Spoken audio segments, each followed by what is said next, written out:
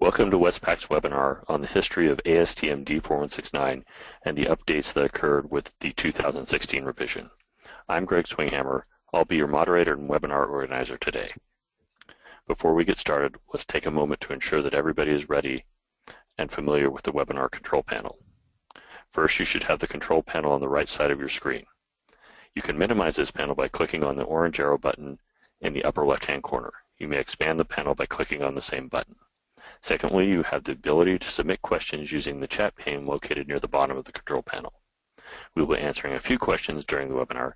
However, if we are unable to address your questions during the webinar, one of our presenters will follow up with you via email afterwards. Today's videos and slide deck should be available on Westpak's website tomorrow. With that, let's get started. Today's presenters are Tress Wood, a test engineer here at Westpak, who also serves on the ISTA 3 Series Technical Service Group, and Herb Schoeneman, the founder and chairman of the board of Westpak. Tress, take it away. Thanks, Greg. Today, we'll be covering the history of package tests prior to ASTM D4169, a summary of the events surrounding the initial release of 4169, comments on how the industry reacted when ASTM 4169 first. Then, we'll move into the newest version of the procedure, 4169-16. We'll look at what's different in the latest version and why, some comments on the new version, and what you can do if your products or packages fail the newest version of this test. Herb, why don't you get us started? Thanks, Tress. Pre-shipment packaged product testing had its beginnings long before many of us had our beginnings.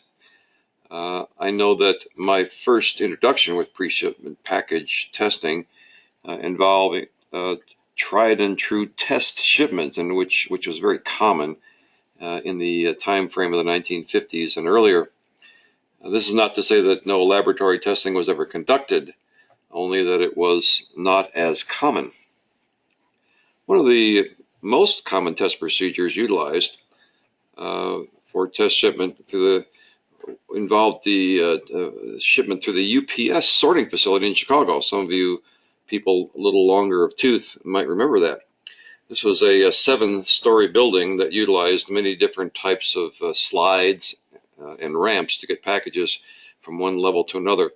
It was rumored that packages often got stuck in the transits between the floor levels, and instances of packages falling off the slides and onto the floor over great distances abounded.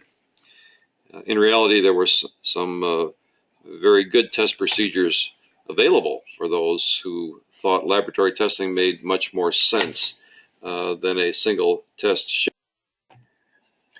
The next significant series of events occurred in the late 1950s and early 60s, centered primarily around the recently formed School of Packaging at Michigan State University in East Lansing, Michigan.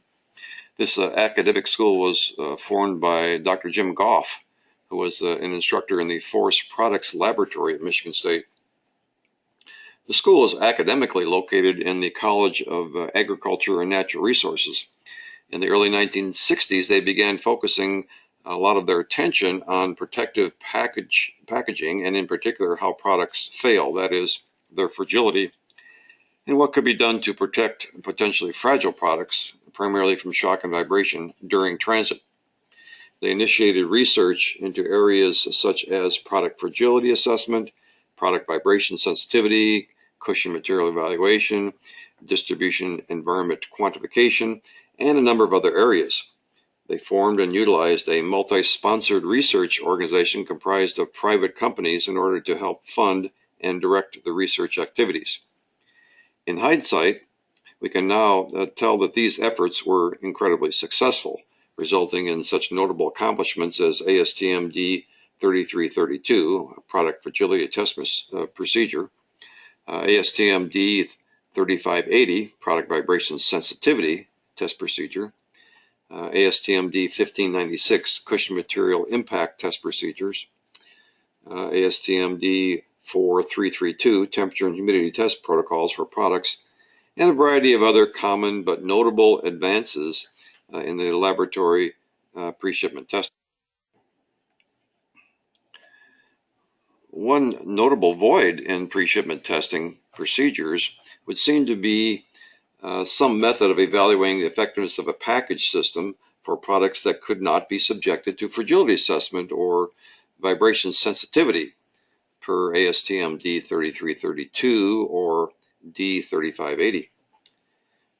To address this issue, a group of interested individuals that became known as the Ostrom Group formed under the umbrella of the ASTM D41 Subcommittee on Protective Packaging.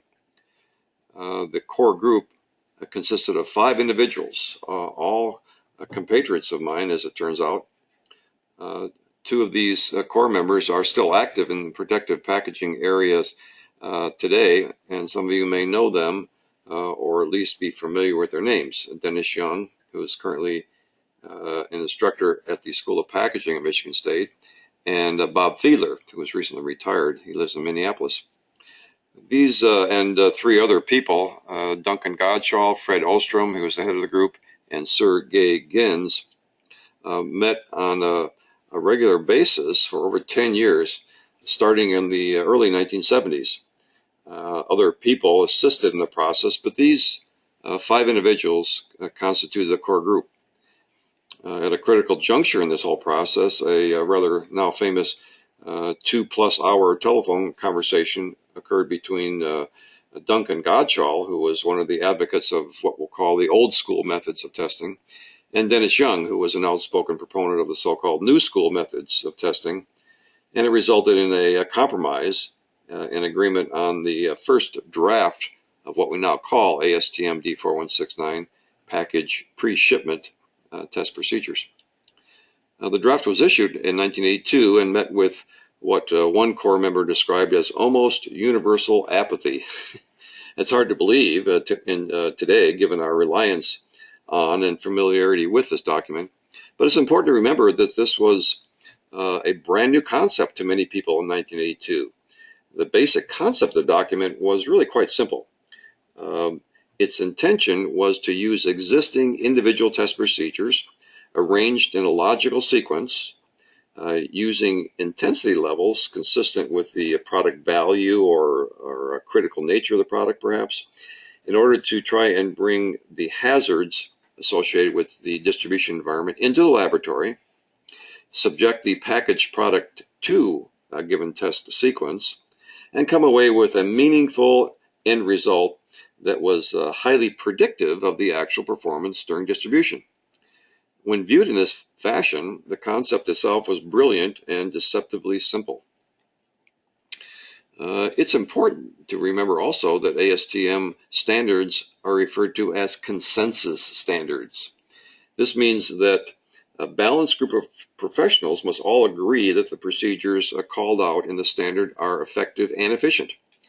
All objections and complaints from committee members must be dealt with to the objector's satisfaction or voted non-persuasive by the entire committee. It is indeed a tedious process.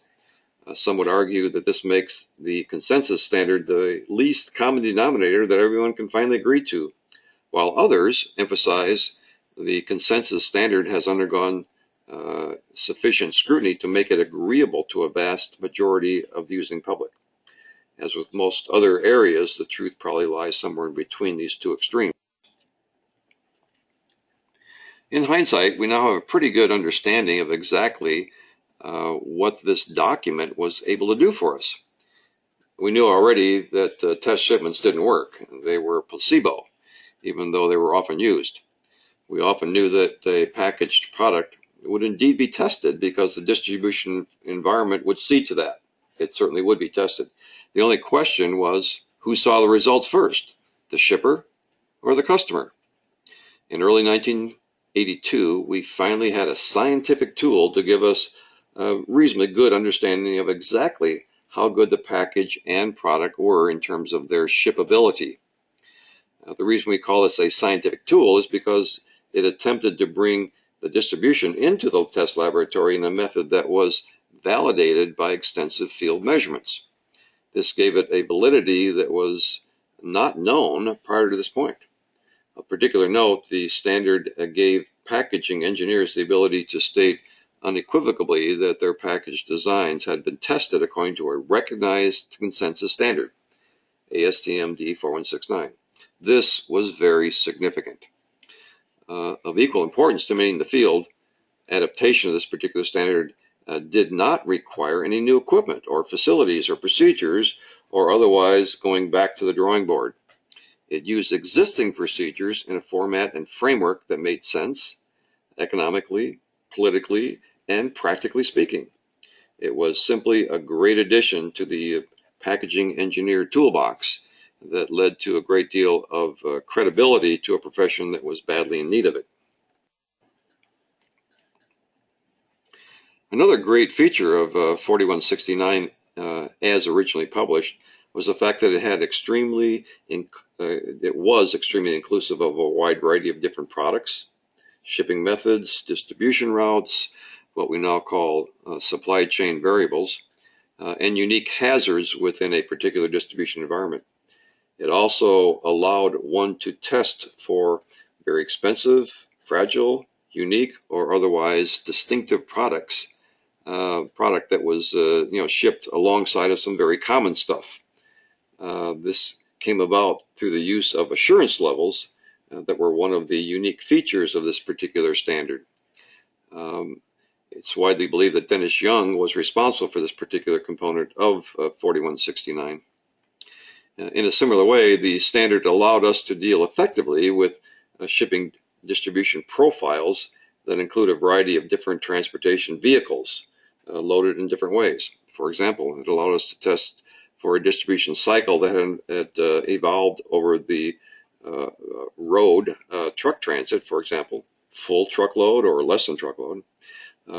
Also rail distribution via flat car or trailer on flat car, and aircraft distribution, all in the same test profile.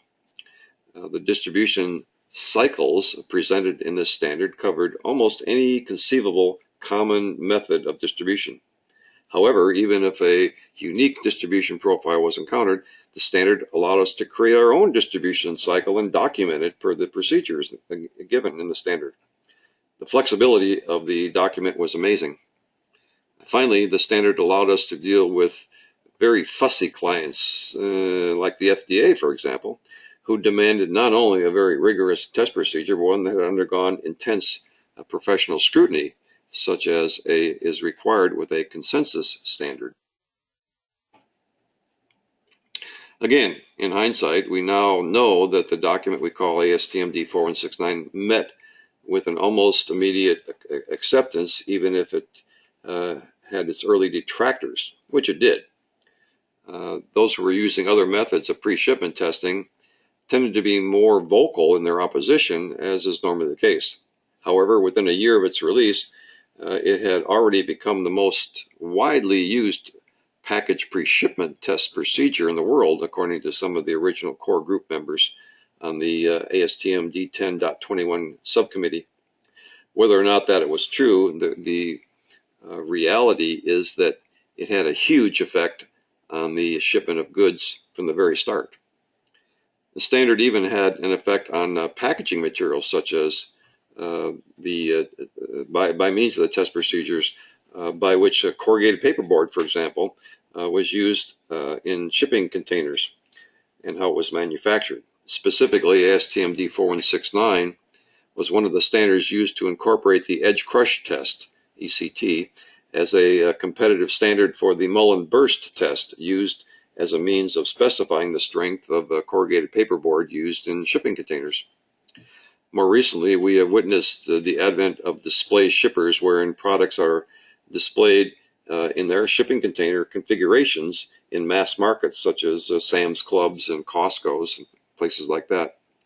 The means by which these container systems are designed and tested largely incorporates D4169 procedures in various distribution cycles and assurance levels.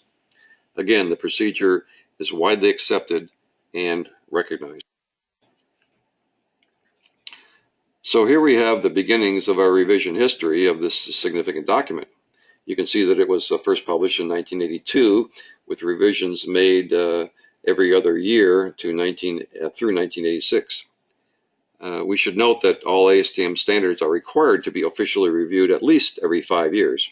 If no changes are made, the revision number can remain the same, but all standards must be reviewed at least once every 5 years, regardless of whether any changes are made or not. The documents we were able to view, the first one, the -86 version. We see that the document had a total of 7 pages, listed 17 distinct distribution cycles, identified 9 hazard elements in the distribution environment. These are called schedules, by the way, in the standard. Had provisions for 3 assurance levels, or 3 separate intensity levels for most test inputs, and used the sinusoidal vibration per ASTM D4169-16 for the vehicle vibration hazard, along with the repetitive bounce test defined in ASTM D4169-A. This view picks up with the -86 version mentioned earlier and shows the history of how the document expanded in terms of its number of pages, other reference ASTM standards that it encompassed, the number of hazard elements or schedules included, assurance levels, and the type of vibration specified, and some idea of the significant changes from the previous version. As you can see, the number of pages almost doubled in 19 years. The number of documents referenced did increase, but for the most part, the standard remained pretty much the same, with the exception of additions of examples, for example, of the distribution cycles in Appendix 1, the addition of forklift handling procedures, and significantly the fact that the vibration profile changed from sinusoidal sweep to a shaped random vibration profile for each of the 3 different types of inputs, truck, rail, and aircraft, always for a total of 180 minutes. Notice that we have not included all of the changes in this test protocol, but only the ones that we considered significant and have tracked these elements in order to show how the document grew over this period of time. Okay. Continuing with the revision history, we see that the last 8 years or so have resulted in pretty much the same document, with the addition of a hazard element, refinements of the forklift handling procedures, and lots of editorial changes. The hazard element that was included here was the low pressure, higher altitude element. You should also note that many of the previous revisions involved information in what is called the annex of this document. This is an attempt to further define some of the complexity of distribution cycle 18, which is the government distribution cycle, which did not involve most commercial users of this test standard. Now we come to the significance of this whole webinar, namely, what were the changes incorporated in revision 16, or -16 as it's known, and how significant are they? In general, we can say that the assurance levels have not modified substantially over 30 years. In addition, the truck, rail, and aircraft random vibration spectra have been pretty stable over the past 25 years. Now both of these have changed to some extent, and I will turn things over to Tress now to tell you exactly what those changes were made this year, what are their significance, and what recommendations or assurances can be made for using this document in the future. However, before we do this, I thought it would be a good idea if we asked to see if there were any questions that have arisen during this rather extensive background treatment of the standard itself. Greg, are there any questions from the audience that we should address at this time? Herb, yeah, we do have a question here. Is it acceptable to use all 6 orientations for vibration for Schedule E? Well, now that is a good question. First of all, 6 orientations winds up being kind of a misnomer. I understand what you mean. Basically, front, back, top, bottom, left, right. But the orientations in the standard are only three, X, Y, and Z. You have plus and minus in each axis, but that's the terminology that's used. As far as the Schedule E and the intensity levels, that depends on the distribution cycle, and that in fact has changed on the cycles, and that exact question will be addressed by Tress in the next section. So rather than trying to muddle through it here, I'm going to ask that you listen carefully to what Tress says about those changes, and if your question is not answered, then simply raise your hand again at the end, and there's plenty of time to do that. So that would be what I'd recommend. And so yes, there are changes. We're going to go through that specifically, but remember there's only three orientations that are called out in the standard X, Y, and Z, and there are plus and minuses to each one. Remember that from a vibration standpoint, it really doesn't matter to the product inside your package. In most cases, there might be some exceptions to this, but in most cases, shippable products that can be oriented in any orientation on a truck, for example, don't really care whether they're riding on their top or the bottom, because vibration is up and down, and if you turn the package 180 degrees, put it on its top rather than the bottom, it goes down then up. But it doesn't know the difference most of the time. And that's why we don't specify 6 orientations. We stick with 3. Okay, Greg, back to you. Cool. Thanks, Herb. We do have another question here. Where can we acceptably? Actually, let me rephrase this one, and we'll come back around to it at the end. So I'm going to throw it over to Trace to continue with the presentation. So many of you may be wondering, why did this have to change? Was it just change for change's sake? No, it's based on an evolution of our understanding. Some of you may be familiar with the use of shock and vibration recorders. They're getting smaller and easier to use. We now know much more about the interaction between road, truck, and product than ever before. As Herb said, the truck vibration spectrum was first incorporated into 4169 in 1988, and it hadn't changed in so long that people figured it was as good as we could get. But it wasn't. Too many times we hear, "I don't understand it. We passed all the lab tests, but we're still having problems in the field." Then the tests are wrong. The opposite can also happen. We don't have any damage in shipment, but we can't pass the laboratory tests. Then the tests are wrong. I've heard some version of these quotes from many of my customers. Have you? What we see here are compiled records of many actual trips taken on American roads. Green shows that a vibration event happened at a specific frequency and severity. Yellow indicates more events at the same frequency and severity levels, and the red-orange band shows the most common events occurring at given frequencies and severities.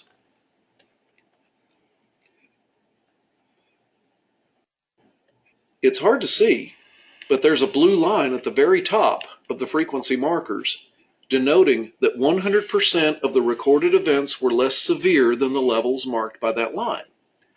Beneath it is a line for the 99th percentile. Beneath that, a line for the 95th percentile. Beneath that, a line for the 90th, and finally, a line for the 80th percentile. Now that we've determined a proper distribution for the frequencies and intensities, let's compare the new 4169-16 vibration spectrum to the 4169-14 spectrum. The measured data indicates that most truck vibration, 90% of it, occurs at an intensity level of up to 0.40 GRMS. The update to 4169 recommends testing using the newer spectral shape for about 2/3 of your test time. Some of you may realize that this test level is just above the old Assurance Level 3 value of 0.37 GRMS. But note that the intensities at 4 Hz and below are increased, while 5 Hz and above mostly occurs at a lower intensity than before. The current ASTM 4169-14 truck profile shape is not representative of the truck environment, but its intensity level at Assurance Level 2, 0.52 GRMS, is comparable to the measured 95th percentile intensity level of 0.50 GRMS. The ISTA 3 Series steel spring truck profile also has a similar intensity of 0.54 GRMS.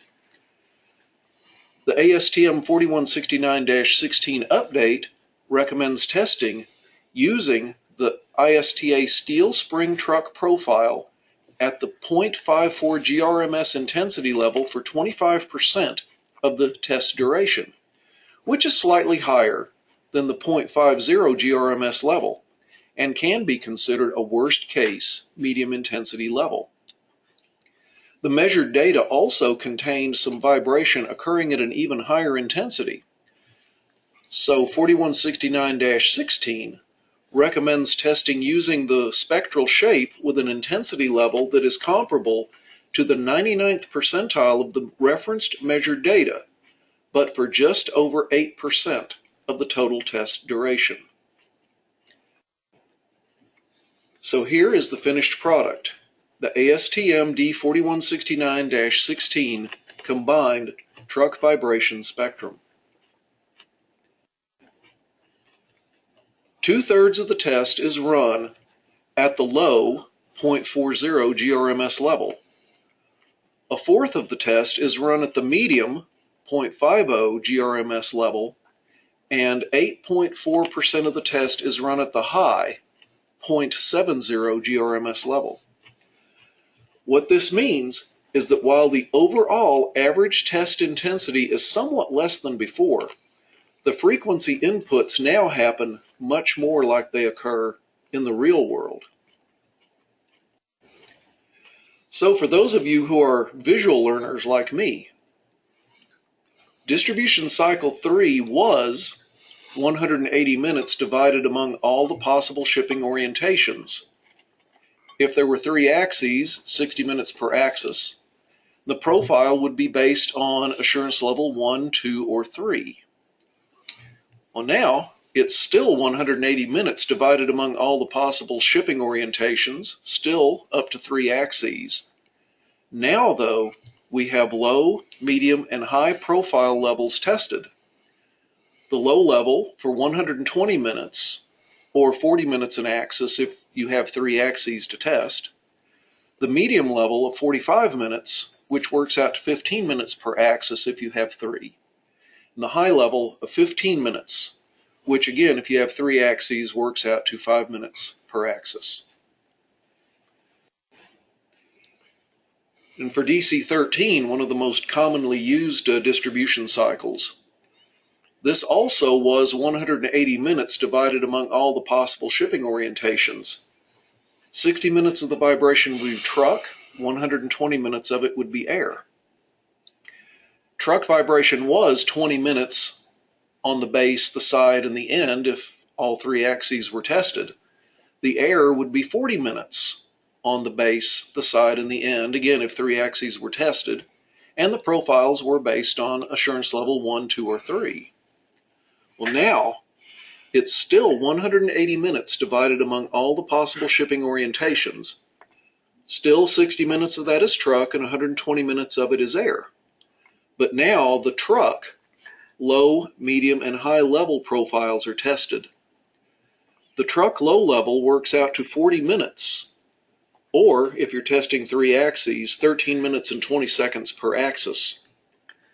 The truck medium level for 15 minutes, or 5 minutes per axis if you're testing 3 axes. The truck high level for 5 minutes, which is 1 minute and 40 seconds per axis if testing 3 axes. Still, the error profile is still based on assurance level 1, 2, or 3, and it is still 40 minutes per axis. So this is unchanged. And a big thing is that there were no other changes to the other test inputs. They did clarify some wording and they fixed a few typos, but that's it. So based on our experience over the last several years, Westpak believes that this is a positive change. The majority of the 4169-16 test compares with the old Assurance Level 3, and we feel that this makes the overall test input for vibration a bit less severe. The mission of pre-shipment package testing is to predict what will happen to a package system and the product inside when it is released into the transport environment. This prediction is much more accurate if the tests we're using are also more accurate, more aligned with what happens in the real world. So what do I do if my products or packages fail 4169-16? If more detailed information is available on the transport vibration environment or the shipping unit damage history, it's recommended that the procedure be modified to use such information.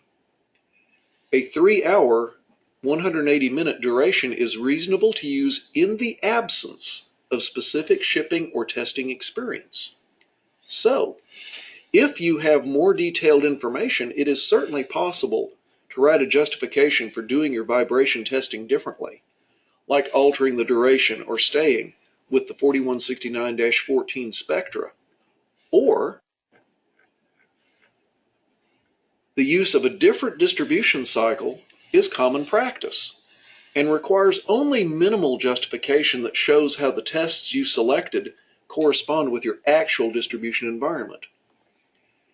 As of early October 2016, all ISTA 3 series test standards, along with the ISTA 2 series and the ISTA 1 series, are considered acceptable package system tests because they've been listed in ISO 11607 Annex B.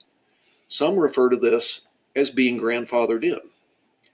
You can determine whether a given test standard is recognized as an FDA consensus standard by going to www.accessdata.fda.gov and search by the name of the standards issuing organization or by the standard number. So on behalf of the Westpak team and your presenters, Herb, Trace, and Greg, many thanks for being here with us today. So Greg, have we received any questions from our audience yet?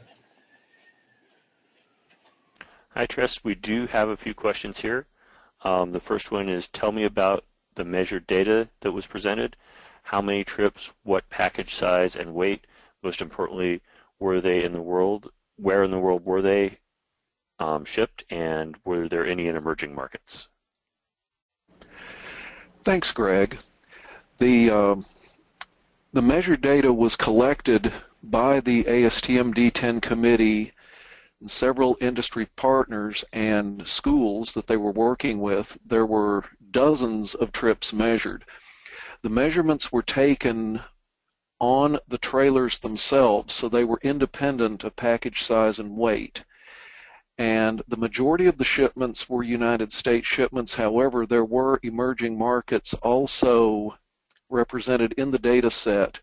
There were not as many of those trips, but the main difference in there was some of the intensity of the shock levels, which is somewhat independent of the vibration spectrum itself. Herb, do you have a comment on that one? Yes, I do. Thanks for that explanation, Tress. It's really important, I think critical, to recall, and maybe the question kind of led me in this direction, that when we measure the distribution environment, we're measuring the input. Very important word, input.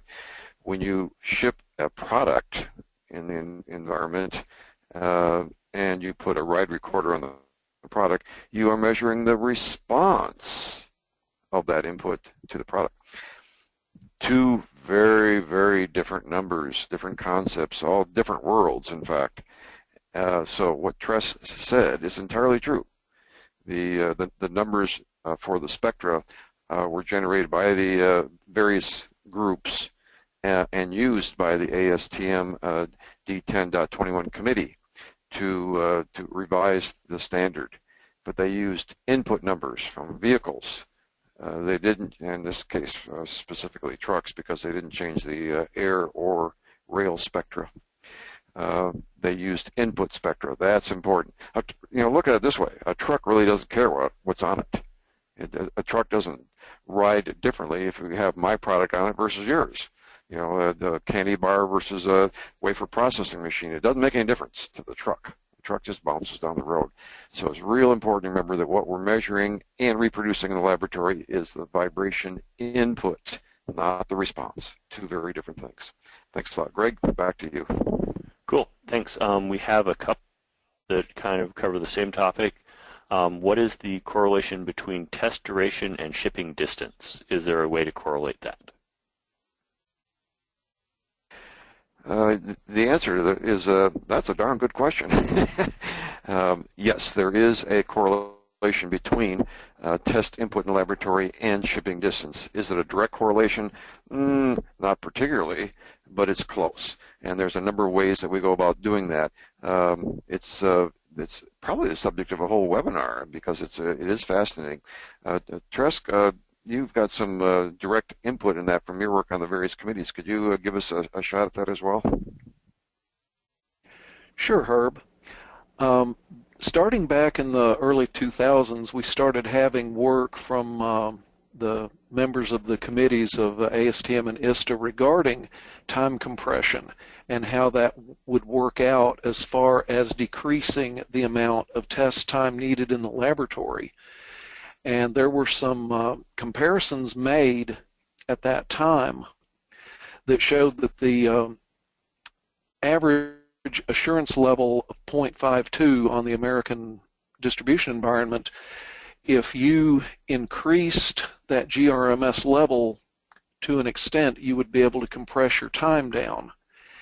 And it was found, and I don't have the specific authors in front of me right now, that a 3-hour test gave good field equivalence to a trip of between 750 to 1,200 miles in the real world.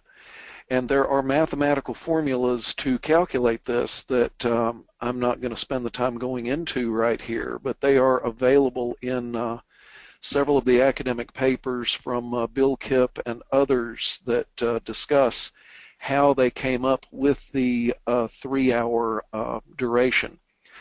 But as 4169 says and reiterates in the -16 version, if you have field data, that should probably govern what you're doing, and it should override the 3-hour recommendation, because that's not a mandatory, that is a recommendation. And so, the numbers worked out for the committees, and so they came up with a recommendation, but if you've got specific information, that should certainly govern. Thank you. You're welcome. I do want to add one more thing to that. Like Trey said, I want to reiterate that these are recommendations, and if you have actual field data from your distribution environment, we can program those into the table and use those as the vibration profile. The next question is, where can acceptable exceptions applying the standard be found? Okay, that website that I gave earlier, the Access Data, it shows the different approved FDA equivalents for ASTM D4169. And if your packaging staff feels that the distribution environment that you face is better represented by one of the ISTA procedures, then any of the procedures that are listed as consensus-based standards on that website could be used. And again, as we've reiterated, if you have specific information regarding your distribution environment, then you can also alter the length of time that your product is distribution tested under vibration, and also the intensity levels to some extent could be varied, especially with the air or the rail, just not so much with the truck anymore. Thank you. Great, thanks, Trace. Next question is, for distribution cycle 3, if the new testing is 2/3 of the test at less severe conditions, is it reasonable to conclude that the D4169-14 method is a worst-case scenario? I would tend to say that yes, because we are noticing that under the new -16 standard, that the vibration is actually less severe for most of the test than the -14 vibration. So I would think so, yes. Okay, great. Thanks, Tris. Next question. There are 2 schedules for vibration consisting of 3 hours each for Schedule D stacked vibration and Schedule E random vibration. In the case of shipping data available, is it still recommended to do 3 hours or a total of 6 hours?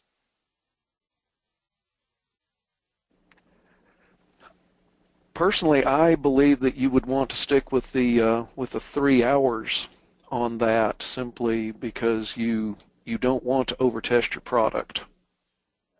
Herb, do you have a comment on that one?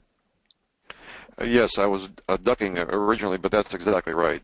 Just because a portion of your distribution environment is considered top-loaded, stack-loaded, doesn't mean the environment itself becomes twice as long. And that would be the clear implication if you decided to do 6 hours of vibration. So that would clearly constitute an overtest in terms of what the standard was trying to tell you. Greg? Let's see. Next question is, ISTA 4AB makes a correlation of the distance and testing time. Does ASTM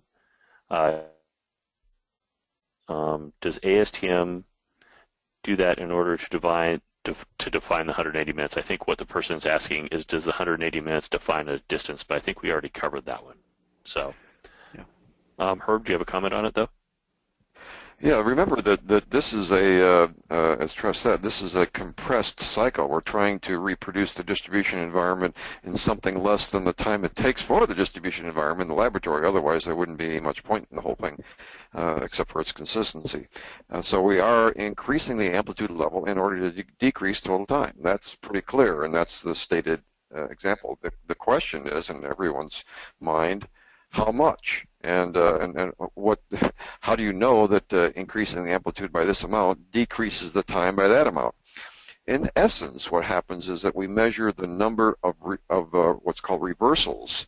Consider a time-based time domain vibration signal. Okay, it's got ups and downs. Every time it changes direction, it's called a reversal.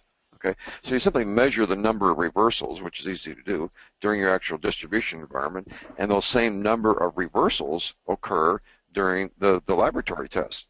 The only thing that changes is the amplitude level, the G level, if you will, of the test. So that's the basis of the equations under which we determine time-compressed vibration data in the laboratory. So the number of reversals should be approximately the same. There's also an attempt to make the energy content the same. What in the world does that mean? Well, if you integrate the acceleration versus time signal, you get the area under the curve. So and if you normalize it in order to reduce or eliminate the positive and negative effects, you'll get some idea of the energy content of that particular event. Okay, and if you simply shorten the duration with the same number of reversals and increase the amplitude, you can do that in a manner that maintains approximately the same energy content of that test profile as compared with the distribution environment. That's what we're really trying to do. Again, the complexity of that tends to be a little more head-scratching. And maybe we'll consider that for a future webinar if we get really ambitious. But for the time being, consider that is the intent of the whole process of increasing the amplitude in order to decrease the time in the laboratory. Greg? Along those lines of funness, do the tests assume a normal distribution for the GRMS, and what about kurtosis? Both good questions. The distribution has to do with the shape of the curve in order to get to the 99 percentile level or 100 percentile level. In other words, when you get statistics involved in the whole thing, and you plot the data around a statistical mean, the question is, what is the shape of that curve? Is it bell-shaped? Is it skewed one way or the other, et cetera, et cetera? Okay, and the simple fact is that it is skewed. It's skewed to the low side because the intensity level tends to be at the high end, at the 99 percentile level, for example. There's very little that occurs above that higher intensity, but there's a lot that occurs below that. So it is a skewed curve. But exactly how you describe it, kurtosis probably is the closest method, and again, that's more complex than we want to get into. Suffice it to say that it's not bell-shaped. It is skewed. That is taken into account when we talk about the intensity levels and the reduction in intensity levels, and it's a really good topic for a couple of long necks around the bar at night. But again, it's a little more complex than we want to get into right here. I don't want to dodge the question, but I do want to tell you that it's not bell-shaped, it's more kurtosis, and it's also complex. Greg? Great, thanks, Herb. Next question. We have a question with the DC13. Can we run the 3 high, medium, and low vibrations in one axis, then change the axis and repeat until all 3 axes are tested?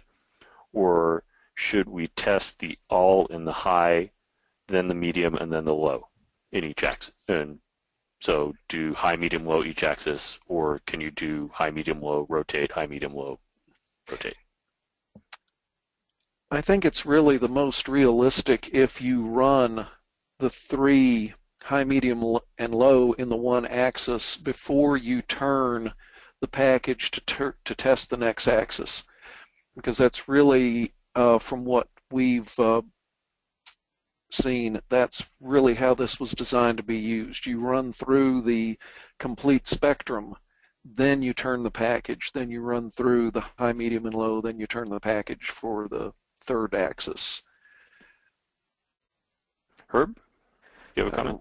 One little addition to that, if you think about it, that's also what happens most likely in the distribution environment. You don't have somebody running in the truck to change the orientation of your package and then run the truck slower or faster or whatever. Normally a package is tossed or placed into a truck, and then it goes through its profile, bouncing around here or there from Cleveland to Cincinnati to Timbuktu. Okay, but the orientation normally doesn't change. It gets very intensity levels along its route in the same orientation most of the time, not always, but most of the time. And then something happens. Fred goes in there and grabs something else, and your package gets tossed onto its top rather than its side. And then it goes through a similar thing. So the orientation profile that Tress mentioned probably makes the most sense, just given what we think we know about the distribution environment. Greg, back to you. Great. Next question is, was there any changes to the ASTM D4169 standard as a result of the changes to the D4169 standard? Well, actually, 7386 came out before 4169-16. It was revised in 2016. That came out first.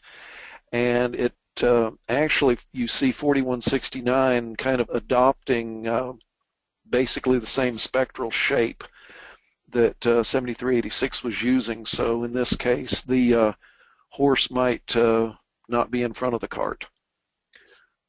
Go ahead. Okay, thanks, Trace. Next question is, why is the vibration profile limited to 200 hertz? Good question.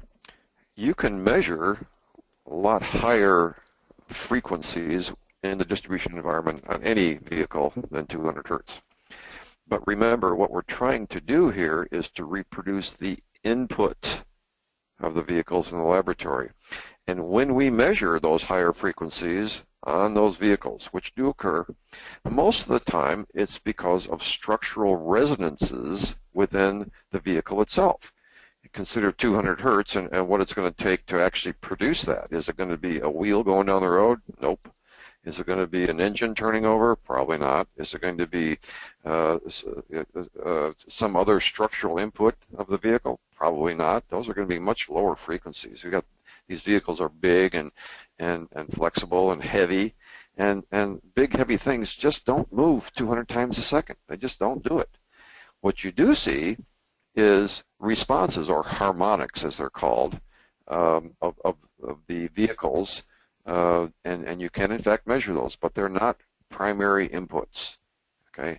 And their levels are small, and it's really not significant in terms of the energy content that they have. All the energy is at the low frequency. That's where it is. Now you can make things dance around at high frequencies. It's fun to watch in the laboratory, everything, but you don't see it on the vehicles. In fact, you don't even see it on an aircraft. In addition, anything that you ship is typically going to be in a package. That's why we call ourselves packaging engineers. That's what we design. What do you suppose the damping of a very simple package, just to say a paper bag, is going to be on 200 hertz? Do you think you're going to get 200 hertz through a bag, a paper bag? And the answer is no. It's going to filter it out. The amplitude level necessary to get 1 G at 200 hertz is about a third the thickness of a paper bag. Okay, so even though you can measure it in the distribution environment, it just isn't relevant. Don't worry about it. It's noise, really. Yes, there are people that get nervous about it. We hear it all the time. I spend way too much time arguing against it. And believe me, yeah, you can measure it, but is it significant? No, it isn't. Look at the low frequencies. That's where the energy is. Concentrate there. Okay, I'll get off my soapbox and give it back to you, Greg. Thanks, Herb. Next question. Regarding the handling side of ASTM D4169, how have companies decided to use assurance level 1 or assurance level 2 for the drop testing part of it? Well, basically what I've seen is that we have many of our clients have cut back their drop testing to assurance level 2, assuming that they can make the justification with their notified body, which if that's the FDA or whoever it is. And if because assurance level 2 is defined in the spec as the average, where of course assurance level 1 would be worst case and assurance level 3 would be a more gentle handling. And some of our clients have begun to realize that because these tests are done in order, that if you have severe damage during your initial drop sequence on distribution cycle 13, then you're going to affect how much stacking strength your containers have during the compression testing that follows immediately after that sequence in DC13. And so not to talk about cheating the testing or anything, we want to make sure that we're doing realistic testing, which is why you have to justify dropping from assurance level 1 to assurance level 2 or 3. But many clients do drop back to assurance level 2 because it's more of a average case scenario, and they seem to get pretty good results with that. Great. Thanks, Trace. One more question here. How do we eliminate the effects of shipping long distances to the test facility with pallets of product from the production site? The best thing that I would recommend is, if possible, using overpack with some sort of padding material in there if you possibly can. If not, perhaps the use of some sort of pad underneath your samples might be an option for you. Some folks are shipping some of their products on pallets that have foam in the inserts in the stringers. That could be perhaps another option for you. But you definitely need to take into account any input that you're putting in your product before it ever hits the test lab. Also, another option would be pre-test inspection. Yes. So to open up the packages and look at them if that is feasible prior to testing. Absolutely. And then reassembling the pallet. So kind of looking at the time here, we're running a little short on time, so we're Herb has one more question he wants to answer here. So Herb, over to you. I don't want to extend people's valuable time here, but I noticed that that one of our esteemed listeners questioned the use of random vibration as opposed to other simulations, ASTM D4169, for example, and not 4169. Understand 4169 is not a random vibration spectrum. It references D4728, which is actually the standard by which it calls out the vibration. And that's the whole, the 99% of the change was the random vibration profile. Two things. Number one, the previous profile that we used that I was really in love with. I'll tell you, I was Mr. Profile because I thought it was a great thing. Turns out that the background of that profile that we used to use, dash 14, didn't have a good scientific base, number one. Number two, it probably was generated using instrumentation that was not sensitive enough at low frequencies. And we recognize that now, so that's a vast improvement. And the durations weren't well thought out in many cases, so it's a big improvement. Number two, D999 is I'm going to call it a stimulation rather than a simulation. It's sinusoidal or repetitive bounce, neither one of which represent the distribution environment. All they're doing is shaking something. Okay, it would be like simulate running by jumping up and down. Not quite the same thing. Okay, so it's not a simulation of the environment. So you cannot compare the two. Is D999 a vibration test? Yeah, sinusoidal. Okay, is it a bounce test vibration? No, it's just a bounce test. Okay, so don't get those two confused. They're not the same. They have entirely different purposes and end results. 999 will give you resonance in a product or package, and if that's what you're looking for, there it is. 4728, as used in 4169, will give you a simulation of the distribution environment. Two very different things. I know those are a lot of words and concepts and things like that, but don't get those two confused. Okay, again, I'll get off my soapbox and turn it back to you, Greg. Thanks, Herb. Trace and Herb, thank you very much for that fine presentation. If you missed anything or would like to listen to the webinar again, you can go to Westpak's website at www.westpak.com under the Resources and Webinar tab. The materials will be uploaded tomorrow. We highly value your opinion regarding today's webinar. Please expect to receive our short 17-second survey. That's always a tongue twister for me. We hope that you will take a few moments to complete it, and if you have any recommendations for other topics or further questions, please turn them in there. Our next webinar will be in November on the top 5 mistakes people make while designing a package. The presenter will be Greg Swinghammer. What? Wait, huh? That's me. Oh, well, I better get on that and get it ready. I guess you'll be listening to more of me in November. Thank you for attending today's webinar. I'm Greg Swinghammer. Make it a great day.